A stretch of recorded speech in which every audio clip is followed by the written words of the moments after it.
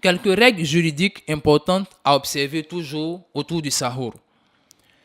Si quelqu'un mange pensant que la prière du Fajr, pour ne pas dire le moment de Fajr, n'est pas rentré.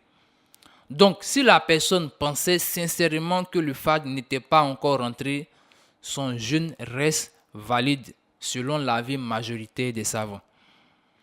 Maintenant, si on entend l'azan à la prière, si l'azan correspond réellement à l'entrée du Fajr, il faut arrêter immédiatement de manger et de boire.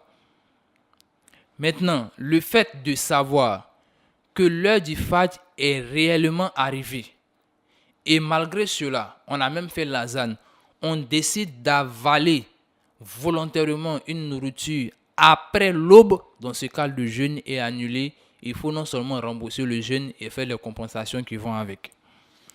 Parmi les erreurs fréquentes que nous observons beaucoup autour du sahur, il y a le fait de dormir volontairement sans manger le sahur par négligence.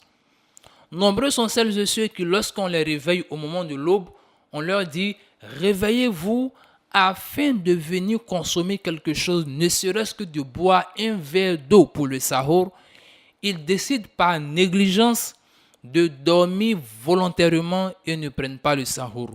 Ça, c'est une erreur qui n'est pas bien, il faut l'éviter. Deuxièmement, le fait de transformer le sahur en un grand festin.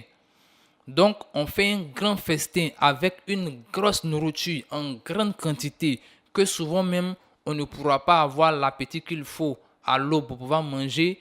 Et donc, le reste de la nourriture va très certainement rester. On va tomber dans le gaspillage. L'objectif du sahur, ce n'est pas de faire un grand festin qu'on vient manger, non.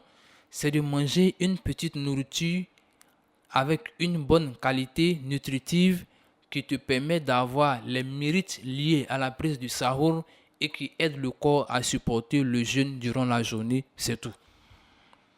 Troisièmement, c'est de parler inutilement jusqu'à l'azan. Ça, c'est une erreur. Lorsqu'on s'est levé, c'est pour manger le repas du sahur. On a dit qu'à part manger, en ce moment-là, c'est un moment d'exaucement. On profite pour faire l'istighfar, pour faire la demande de pardon, pour faire des doigts, pour faire des invocations, pour lire le Coran, pour demander pardon à Allah. Mais ce n'est pas un moment où on choisit pour causer, bavarder inutilement jusqu'à ce que l'azan arrive. Également, un dernier point, c'est le fait de ne pas prier Fajr à la mosquée après. Certaines personnes se lèvent à l'heure du sahur, ils consomment son sahur, ils mangent, et lorsqu'il lui finit de manger son sahur, il va se coucher pour dormir, il ne fait pas la prière de l'aube à son heure, souvent il ne va même pas à la mosquée.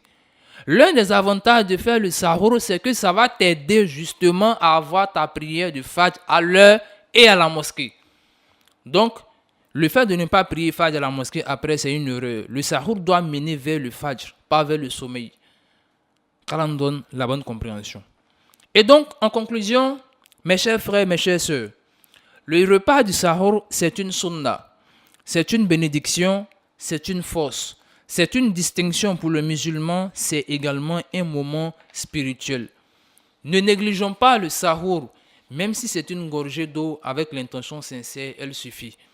Nous prions Allah qu'il mette la baraka dans nos sahurs, nos jeûnes et nos nuits.